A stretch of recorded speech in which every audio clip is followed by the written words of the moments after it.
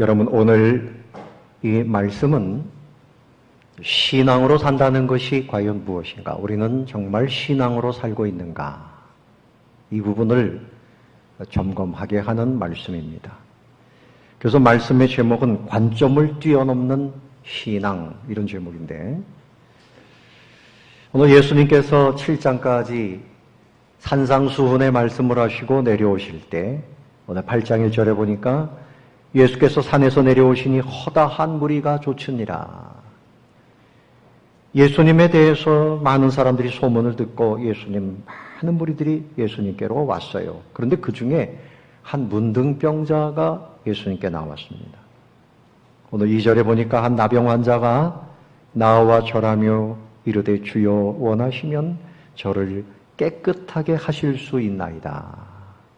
그랬더니 예수님께서 손을 대시고 내가 원하노니 깨끗하라. 이렇게 말씀하시니까 즉시 그 나병이 깨끗해졌다. 놀라운 기적이죠. 여러분 가운데서도 이런 역사가 일어나게 되시기를 바랍니다. 주님을 믿는다고 하는 것은 놀라운 역사예요. 근데 우리가 모든 이 형편을 볼 때 일반적인 관점에 매여 있는 사람들이 있어요. 일반적인 관점보다는 신앙의 기도로 도전하자. 이것이 첫 번째 드리는 말씀입니다. 제가 35년 전에 소록도를 방문했는데 그 소록도는 경치도 참 좋습니다. 그런데 일본 사람들이 이 나병 환자들을 그곳에 모아놓고 많은 사람들이 학대를 당하고 죽임을 당하기도 했어요. 지금은 나병 환자들이 전국적으로 많이 감소가 됐지만 아직도 있지요. 근데 그 당시에는 바로 그 지역에 소록도의 나병 환자들이 전부 모여서 그 병을 치료받고 집성촌을 이루고 그렇게 살았습니다. 그 나환자 집성촌에 제가 한 주간 가서 머물렀습니다. 믿음의 형제들의 가정에 갔지요. 첫날 들어갔을 때 아주 한겨울이었어요. 아주 추운 날입니다. 눈이 많이 왔어요. 밤이 늦어서 배편이 없어서 어렵게 배편을 구해서 이제 들어갔습니다. 근데 장로님 가정에 가서 저녁을 먹는데 장로님을 보니까 코가 없어요. 손가락도 없어요. 그리고 눈도 이상해요. 그리고 냄새가 나요. 그 장로님 부인 집사님이 라면을 끓여가지고 오셨는데 그 중에서도 좋은 라면, 해물탕 라면을 다 끓여가지고 오셨는데 조금 거림직하더라고요. 근데 그분이 라면을 들고 오는데 전도사님 라면 드세요 이러는데 본인 코에서 코피가 이렇게 흐르는 걸 모르고 이렇게 들고 오신 거예요. 어렵게 먹었습니다. 그 다음날은 또 다른 집사님 집에서 본인이 음식을 차려가지고 튀김도 만들고 이렇게 해가지고 이거 드세요 저거 드시는 하는데 참 쉽지가 않아요.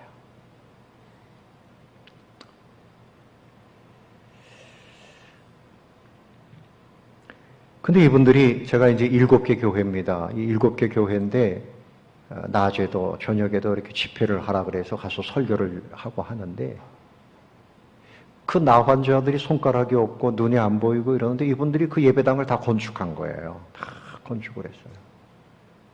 그래서 신앙생활을 잘합니다. 얼마나 열심히 찬송을 하는지 손가락이 없는데 손뼉을 막 칩니다. 손가락이 없는 분이 피아노를 칩니다. 그리고 이분들이 밤에도 새벽에도 낮에도 틈만 나면 잘 보이지도 않는데 지팡이를 짚고 나와서 기도하는 겁니다.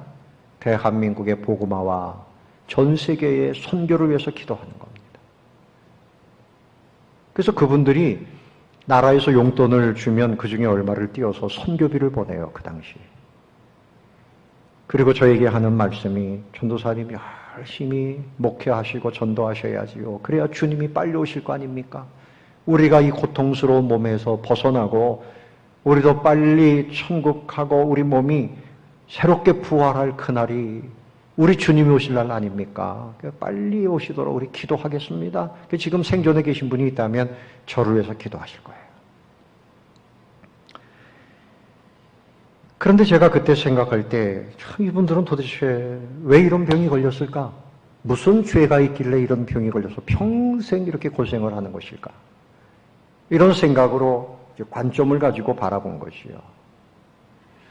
사람들은 어떤 사건을 보고 누가 몸이 아프면 여러 가지 관점으로 봐요. 철학적 관점으로 도대체 인생이 이게 뭐냐? 저 인생은 도대체 뭐냐? 또 과학적 관점으로 고칠 수 있을까 없을까? 통계적으로 이게 가능한가? 윤리적 관점으로는 이 사람들을 우리가 어떻게 사랑해야 되는가? 신학적 관점으로는 하나님과의 관계 속에서 무슨 죄가 있나 없나 뭐 이런 거 보는 거죠. 실용적 관점으로는 이 사람들이 도대체 살아서 무슨 유익이 있나 뭐 이런 생각들을 하는 거죠. 근데 이런 관점을 바라보고서는 인생의 문제가 해결이 안 됩니다. 우리가 어떤 지식이나 어떤 경험이나 뭘 가지고 있어도 우리의 문제, 내 몸의 병 하나도 고칠 수가 없어요. 만남이 중요해요. 오늘 이 나 환자는 예수님을 기다리고 있었어요. 왜 기다렸습니까? 예수님과의 만남을 기다린 겁니다. 만남이 중요합니다. 여러분 신랑 잘 만났지요? 왜 대답을 못해요?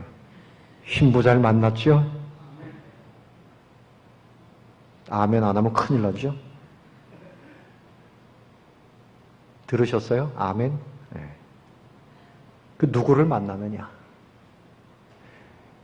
물에 빠지면 지푸라기라도 잡으려고 합니다. 그런데 누가 와서 손을 내밀면 덥석 잡게 돼 있죠. 근데 그 덥석 잡았는데 잘못 잡는 손이 있어요. 여러분 대한민국이 광복이 되어지고 좌우 세력이 막 이 땅에서 싸울 때 대한민국 땅의 남쪽 노동당 거두가 누군가 하면 박헌영입니다. 근데 이 사람은 어릴 때 공부를 잘했대요. 머리가 좋았어. 경기고등학교를 나왔어요. 그리고 승동 교회 다니면서 영어를 배웠답니다. 미국에 유학 가려고. 그런데 사정이 여의치 않아서 중국에 가면 거기 장학금이 있고 거기 가서 공부했는데 장학금을 받으면서 공부했는데 그 학교가 소련 공산당들이 공산주의자들을 양성하기 위해서 돈을 대는 학교였어요. 거기 가서 공부하고 뼛속까지 빨간 물이 들은 공산주의자가 되고 말았습니다. 누구를 만나느냐가 중요해요. 대학 다니면서 어떤 책을 만나느냐, 누구를 만나느냐, 어떤 사람을 만나느냐, 이거에 따라서 그 인생이 잘못될 수 있고 잘 될 수도 있는 거죠. 극동방송국 사장님인 김장한 목사님은 6.25 때 고아였어요. 근데 미군 중에 마음씨 좋은 분이 이 사람을 데리고 미국 가서 공부시켜서 목사님이 되어서 한국에 선교사로 파송해서 한국에 온 겁니다. 그래서 한국 교회를 위해서 얼마나 큰 일을 지금까지도 하고 있습니까? 누구를 만나느냐가 중요해요. 또 이런 사람들이 있어요. 두 남매가 어릴 때 한 4학년 때 어머니 아버지가 교통사고로 한 날 다 돌아가셨어요. 고아가 됐습니다. 그래도 이제 보상금이 나왔는데 통장째로 큰아버지가 가져가셨어요. 내놓지를 않고 큰아버지가 이 아이들을 집에 데려갔습니다. 키우겠다고 데려갔는데 이 누이 남동생 이렇게 남매인데 누이는 식모살이를 시키는 거예요. 계속 빨래 청소 밥 계속 시키고 또 이 남자아이에게도 어려움을 주고 잠자리도 빈 방이 버세어져 있는데 방을 주지 않고 다용도실 거기서 그렇게 살게 만들고 친척들이 오면 잘해주는 것처럼 하다가 떠나가면 또 그냥 그렇게 구박하고 그래서 아이들이 서로 부둥켜 안고 눈물을 짓고 어렵게 이렇게 살았답니다. 그런데 그 딸 아이 누이의 학교 선생님이 궁금해가지고 이 아이를 만나러 왔는데 이 아이가 울면서 그 이야기를 하는 거예요. 통장은 큰아버지가 가져가고 우리는 이렇게 어려움을 겪고 있습니다. 그래서 선생님이 이 두 아이를 데리고 갔어요. 우리 집에 가서 살자. 그래서 선생님이 이 아이들을 정말 내 자녀처럼 그렇게 키웠어요. 그리고 엄마라고 불러라. 그래서 이 아이들이 그 사랑을 받으면서 자라가지고 그 딸은 공무원이 됐답니다. 그리고 그 동생, 남동생은 선생님이 됐어요. 그걸 같이 사는데 이 선생님이 어머니처럼 그렇게 살아요. 이 텃밭을 가꾸면서 세 식구가 그렇게 행복하게 살고 있다는 거죠. 참 감동이 있는 만남인 것입니다. 그런데 여러분, 사람도 잘 만나야 되지만 정말 우리에게 있어서 정말 복된 만남이 있습니다. 예수님과의 만남입니다. 여러분은 예수님을 만난 줄로 믿습니다. 여러분, 예수님을 만났습니까? 예수님을 만났기 때문에 우리가 이렇게 예배를 드리고 천국을 소망하게 되는 거죠. 하나님을 만나는 인생은 변화가 되어 놀랍게 변화가 됩니다. 모세는 시내산 떨기나무 그 불 가운데서 들려지는 주님의 음성을 듣고 그 만남 가운데서 그 인생이 새롭게 시작됐어요. 사도 바울은 다메섹 도상에서 예수님을 만나고 그가 하나님 앞에 가장 위대한 사도로 쓰임받게 되었어요.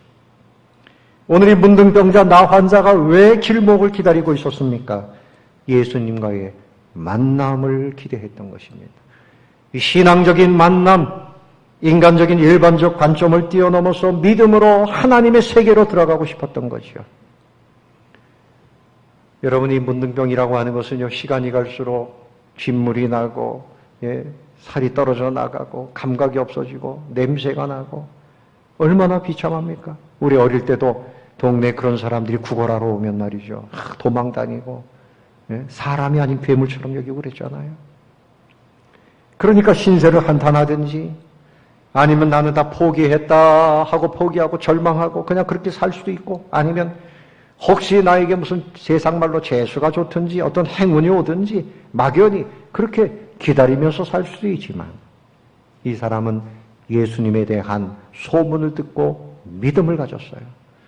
예수님이 이 땅에 계신 것은, 예수님은 나를 위해서 오신 것이다. 내가 예수님을 만나서 고침받을 수 있다. 이 믿음을 가지고 그 예수님 앞에 나선 겁니다.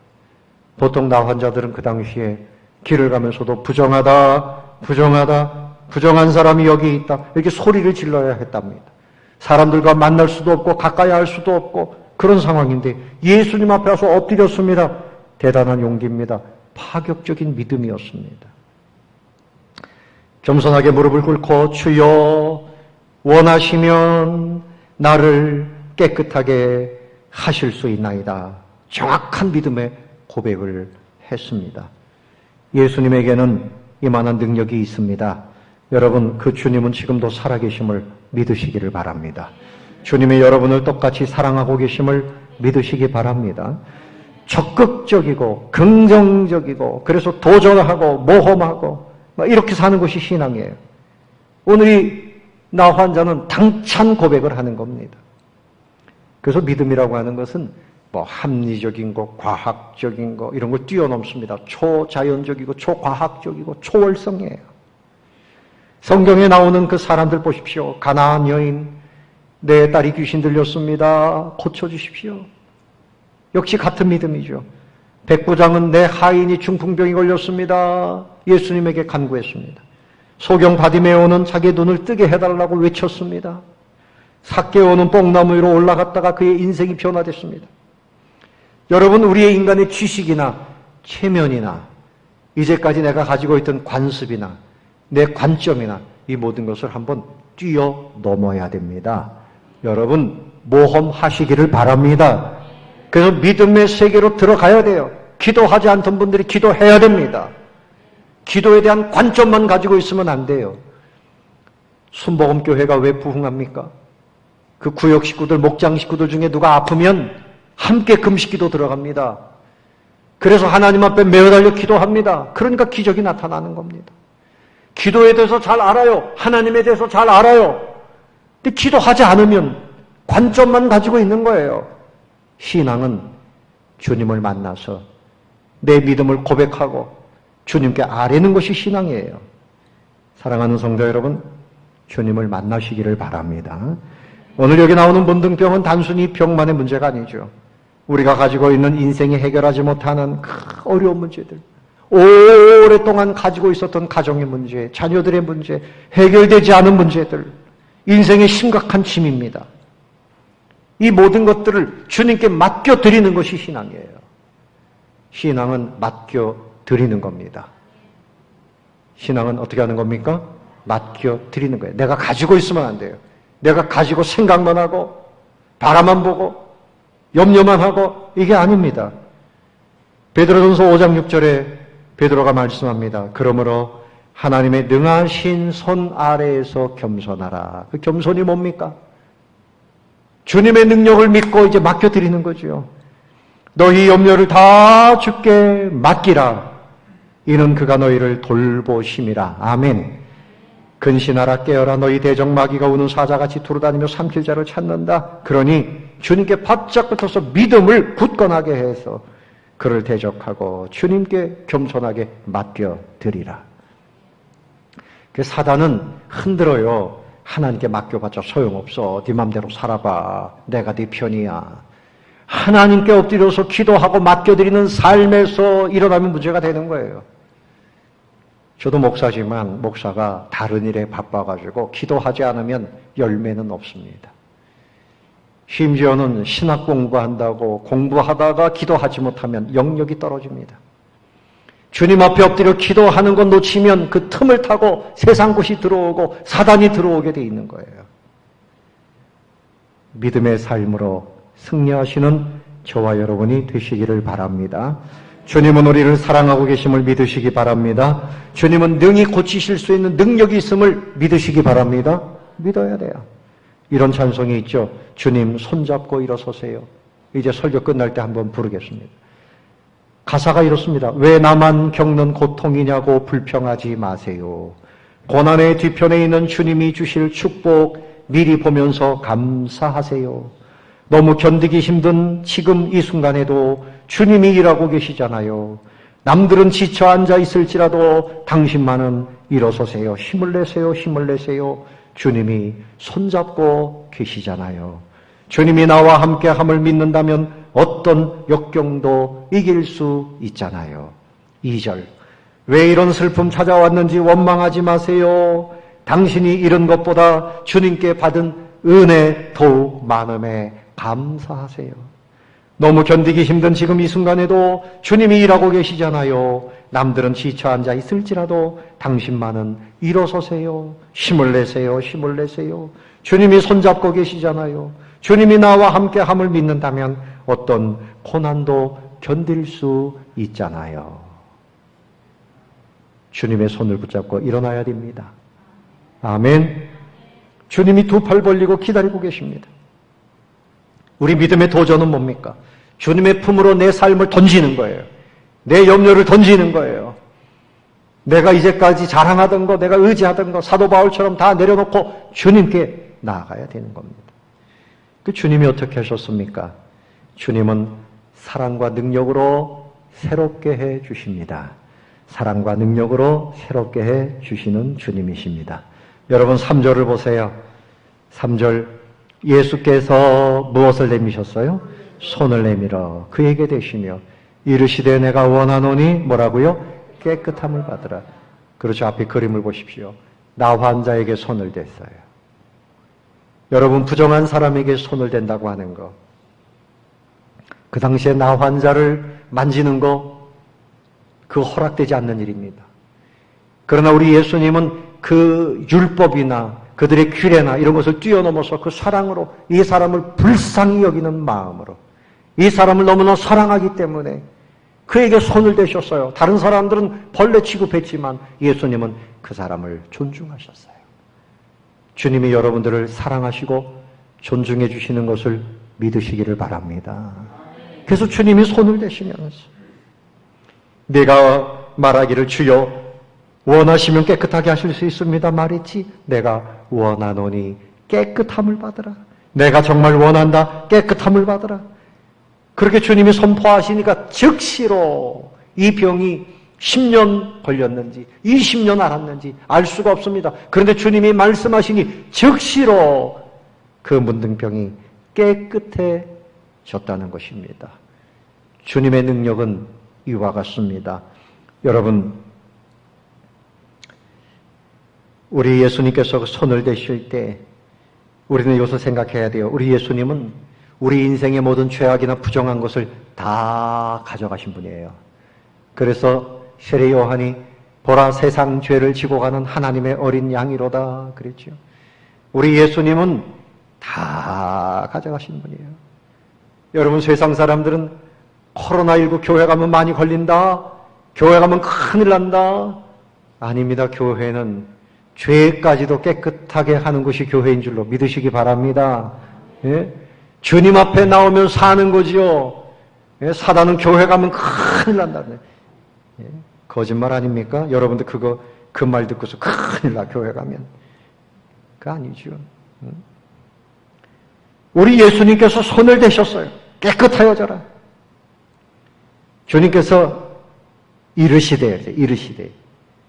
옛날 성경에는 가라사대, 창조주 권능자의 선포입니다. 가라사대, 빛이 있으라 그랬더니 빛이 생긴 것처럼. 가라사대, 내가 원하노니 네가 깨끗함을 입어라.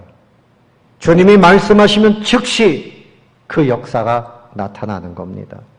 그래서 우리 예수님께서 그 몸을 향해서, 병든 몸을 향해서 깨끗함을 입어라. 주님의 마음은 뭔가 하면, 여러분, 주님의 마음이 뭡니까? 이레미야 29장 11절에 보면 너희를 향한 나의 생각은 뭐냐? 평안이요 재앙이 아니다. 너에게 미래와 희망을 주는 것이다. 그러므로 너희가 내게 부르짖으며 내게 와서 기도하면 내가 너희들의 기도를 들을 것이요, 너희가 온 마음으로 나를 구하면 나를 찾을 것이요, 나를 만난다. 내 마음은 너희들이 나를 만나서 새롭게 되는 것이니라. 아멘. 그래서 내가 원하노니 깨끗함을 입어라 말씀하셨어요. 즉시로 깨끗해졌습니다. 그러니까 이 사람의 그 문둥병, 여러분, 문둥병뿐만이 아니라 우리가 가지고 있는 모든 염려, 근심, 어려운 문제, 우리 자녀들의 질병이나 가정의 어려운 문제, 생업의 현장의 어려운 문제, 주님께서 만져주시고 선포하시면 깨끗하게 고침받게 된다는 사실을 믿으시기를 바랍니다. 사라지게 됩니다. 회복됩니다. 새롭게 됩니다. 그래서 사도 바울도 그가 복음을 전하면서 많은 어려움을 겪었지만 믿음의 고백을 합니다. 고린도서 4장 8절에 우리가 사방으로 우겨쌈을 당하여도 쌓이지 아니하며 답답한 일을 당하여도 무엇하지 아니하며 낙심하지 아니하며 박해를 받아도 버린 바 되지 아니하며 거꾸러뜨림을 당하여도 망하지 아니한다. 누구 때문에? 주님 때문에, 하나님 때문에. 하나님이 나를 감싸고 계시니 사방으로 우겨쌈을 당하는 것 같지만 주님이 나를 보호하신다는 거예요. 답답한 일을 당하여도 걱정 없다는 것입니다. 주님이 내 손 잡고 계시잖아요. 아멘. 사도 바울, 여러분, 다윗도 그런 고백을 했습니다. 사울왕이 시기심에 이 다윗을 죽이려고 병사들을 풀었어요. 그런데 그가 굴 속에 숨어 있으면서 이런 고백을 합니다. 시편 57편 1절에 보니까 하나님이여 내게 은혜를 베푸소서, 내게 은혜를 베푸소서, 내 영혼이 주께 피합니다. 누구에게 피한다고요? 주께 피합니다. 주의 날개 그늘 아래에서 이 재앙들이 지나가기까지 피하리이다. 내가 지금 굴 속에 피해 있지만 사실은 나는 주님의 날개 아래 피하는 것입니다. 주님의 날개 아래 들어가면 따뜻하지요. 독수리가 채가려고 해도 채갈 수가 없어요. 사단이 우리를 공격한다고 해도 주님의 날개 아래 들어가면 어떤 것도 끊어낼 수가 없는 거예요. 그래서 그가 고백하기를 내가 지존하신 하나님께 부르짖으며 곧 나를 위하여 모든 것을 이루시는 하나님께 기도합니다. 그 주의 날개 아래 들어가는 방법이 뭡니까? 지존하신 하나님께 부르짖습니다. 기도하면 보호함을 입게 된다는 것입니다. 그래서 예수님께서도 이렇게 말씀하셨어요. 요한복음 10장 28절에 내가 그들에게 영생을 주노니 영원히 멸망하지 아니할 것이라. 또 그들을 내 손에서 빼앗을 자가 없느니라. 그들을 주신 내 아버지는 만물보다 크심에 아무도 아버지 손에서 빼앗을 수 없느니라. 하나님의 손, 주님의 손이 우리를 꼭 붙들고 계시니 어떤 것도 빼앗아갈 수 없다는 거예요. 믿으십니까? 그런데 왜 우리가 이렇게 주님 손에 어떻게 붙잡힐 수 있을까? 그 바로 앞에 26절과 27절에 보니까 또 이런 말씀을 하셨어요. 너희가 내 양이 아니므로 믿지 아니하는도다. 내 양은 내 음성을 듣는다. 주님의 음성을 듣고 주님 손을 붙잡고 주님께 기도하고 주님께 맡겨드리고 요한복음 10장 26절에 있습니다. 있나 없나 찾아보세요. 내 음성을 듣는 사람은 내 양이다. 나는 그들을 알며 그들은 나를 따르고 내가 그들을 꼭 붙들고 있으니 어떤 것도 빼앗을 수가 없느니라. 목자 되시는 주님의 음성을 날마다 듣는 사람이 복된 사람이에요. 그러니까 오늘은 어떤 날이냐? 오늘 내가 주님을 만나는 날이다. 내일은 어떤 날이냐? 내일도 주님을 만나는 날이다. 주님을 만나면 내 인생이 문제는 해결되고 주님과 함께 날개를 달고 달려갈 수 있는 거예요. 그래서 예수님께서 이제 고쳐주신 다음에 입증하라고 말씀하셨죠. 4절에 보니까 예수께서 이르시되 삼가 아무에게도 이르지 말고 다만 가서 제사장에게 몸을 보이고 모세가 명한 예물을 드려 그들에게 입증하라 하시니라. 자, 고침받았어요. 그 당시에도 문둥병을 고침받으면 제사장에게 가서 확인을 받아야 돼요. 당신은 이제 문둥병자가 아니니까 우리 유대 공동체 안에서 모든 사람을 만나도 됩니다. 이렇게 돼야지 마음껏 생활할 수 있거든요. 다른 사람들에게 말하지 말아라. 주님께서 이렇게 함구령을 내린 이유는 있어요. 혹시 오해하고 예수님이 하는 일을 가로막고 이럴 사람들이 있을까 봐 어떻든 가서 입증하라. 제사장에게 그것을 보이고 그 다음에 또 하나 중요한 것은 네가 고침받았으니 무엇을 드리라고요? 예물을 드려. 이것은 네가 한 일이 아니고 하나님의 은혜로 된 일이니 하나님께 예물을 드리면서 입증하라는 것이죠. 여러분, 하나님께서 우리 가운데서 귀한 일을 베풀어 주실 때마다 우리가 할 일은 감사를 표현해야 됩니다. 그래야 모든 문제가 거기서 끝나는 거예요. 감사로 입증하는 그것이 신앙이지요.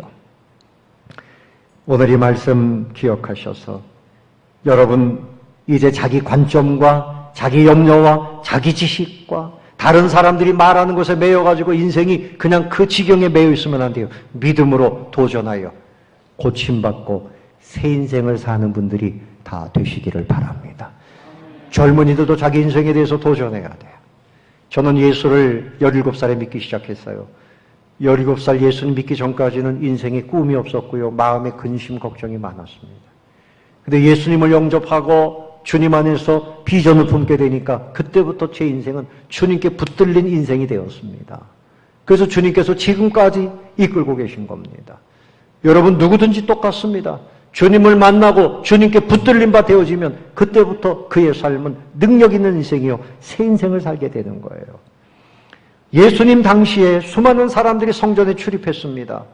또 수많은 병자들이 있었습니다. 그러나 성경에는 그 소수의 고침받은 사람들, 믿음으로 주님 앞에 나와서 믿음으로 도전하고 신앙으로 기도해서 고침받은 사람들의 이야기만 나오고 있는 거죠. 그냥 아픈 가운데서 그냥 죽어가는 사람들 많이 있었습니다. 심지어는 바리새인들이나 대제사장, 서기관 이런 사람들은 성전에 출입하고 그리고 경건하게 산다고 했지만 그들은 주님이 보실 때 빈 껍데기만 가지고 있었고요. 자기들의 관점으로 내가 가장 믿음이 좋다고 말했지만 그들이 세례바로 나올 때에 세례 요한이 그들에게 뭐라 그랬습니까? 독사의 새끼들아 그랬어요. 너희들은 사단에게 속해 있다. 회개하지 아니하고 어찌 세례 받으려고 하느냐? 책망했지요. 율법을 많이 알지만 지식이 있지만 경험이 있지만 그들이 뭔가 성전에서 일을 하지만 자기 인생의 짐을 내려놓지 못하고 그렇게 살고 있었어요. 여러분 어떻습니까? 제가 목사입니다. 제가 왜 기도할까요? 새벽에 왜 기도할까요? 그럼 이렇게 말할 거예요. 목사님이니까 당연히 기도하셔야죠.